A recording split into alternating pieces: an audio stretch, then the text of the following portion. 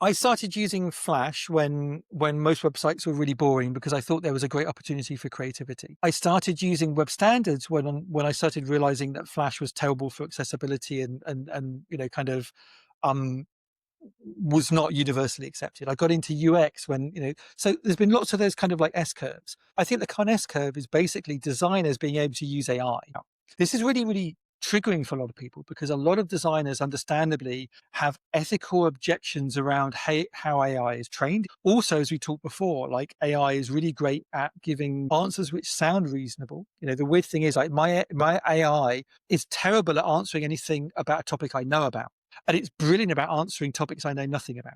And I think that's true for everybody. And so there's risk there. So I get why designers are really nervous and maybe a bit apprehensive. But at the same time, you know, I'm seeing designers who are using AI tools to supercharge their workflow, who are now Yeah, able, to build working functional prototypes where they never could before, where they had to get permission from the engineering team, they had to wait yeah, weeks and yeah, weeks and weeks. Now they yeah, can do stuff really, really quickly. And so I do think there is a whole new generation of designers who I'm meeting who are leaning heavily into AI as a creative tool. And those people are really, really in demand.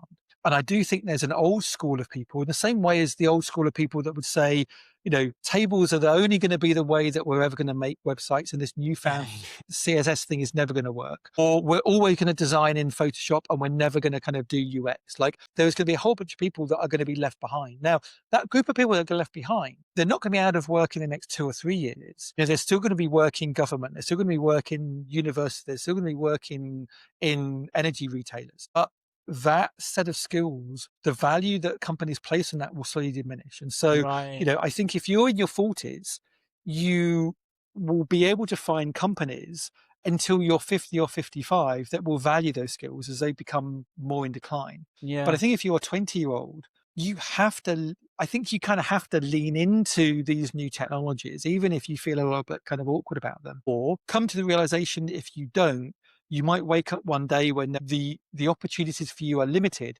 because that has become the new shiny exciting thing and everyone's moving in that direction.